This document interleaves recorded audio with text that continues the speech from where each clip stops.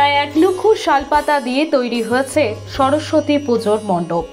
বীরভূম জেলার ময়ূরেশ্বর থানার অন্তর্গত কোটাসুর সোনালী সংঘের 23তম বর্ষে এই মণ্ডপটি তৈরি করেছে পুজো উদ্যোক্তারা নিজেই। আর এই চিত্র উঠে এলো বুধবার দুপুর 12টা নাগাদ। মূলত ময়ূরেশ্বরের সোনালী সংঘ বিভিন্ন বছর বিভিন্ন রকম থিম উপহার দিয়েছে এলাকাবাসীকে। কখনো এই পুজো মণ্ডপের থিম ফুটিয়ে তোলা হয়েছে কুমুর পাড়ার গরুর গাড়ি, কখনো প্যারিসের আইফেল টাওয়ারের ন্যায় পুজো মণ্ডপ তৈরি করা হয়েছে থার্মোকল দিয়ে বিয়ে বাড়ির আদলে টোপরের পুজো মণ্ডপ। কখনো পুজো উদ্যোক্তারা নিজে হাতে তৈরি করেছেন বাদামের মহা সরস্বতী। আর এই বছর অর্থাৎ 2024 সালের 23তম বর্ষে কয়েক লক্ষ শালপাতা দিয়ে তৈরি করা হয়েছে সোনালী সংঘের পুজো মণ্ডপ।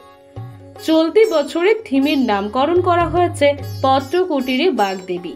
আর এই পুজো মণ্ডপে জেলা তথা রাজ্যের বিভিন্ন প্রান্ত থেকে জমায়েত হয়েছে মানুষজন।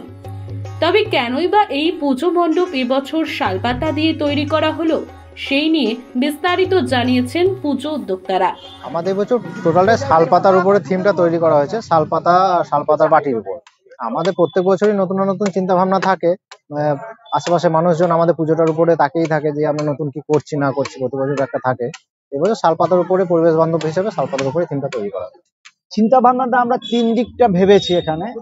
প্রথম কথা হচ্ছে আমরা জ্ঞান ভরি দেখে এসেছি, যারা জ্ঞানের ধারক ও বাহক তথা সরস্বতী ধারক ও বাহক, তাদের কিন্তু সুউচ্চ প্রাসাদ জোটে না। লক্ষ্মীর সাথে তাদের বেশিরভাগ সময়ই বৈরী। তাই আমরা এবার চিন্তা করেছি যে পাতার কুটিরেই আমাদের মা থাকবে। দ্বিতীয়ত, এই যে আজকে পাতা প্রায় উঠেই গেল বলতে গেলে আমাদের বিভিন্ন অনুষ্ঠান থেকে, তার জায়গায় জায়গা করে নিয়েছে আর্টিফিশিয়াল বিভিন্ন জিনিস। তাতে যেমন পরিবেশ দূষিত হচ্ছে এবং যারা এই কাজে যুক্ত ছিল এই পেশার সাথে, তাদেরও কিন্তু আজকে সঙ্গতি খুবই খারাপ হয়ে যাচ্ছে। সেই জন্য তার সমাজকে আমরা একটা বার্তা দিতে যে পরিবেশ বান্ধব জিনিস ব্যবহার করুন, পরিবেশকে বাঁচান, যাদের জীবিকা তাদেরকেও বাঁচান। আমাদের এবার টোটাল বাজেট আছে প্রায় 1 লক্ষ টাকা।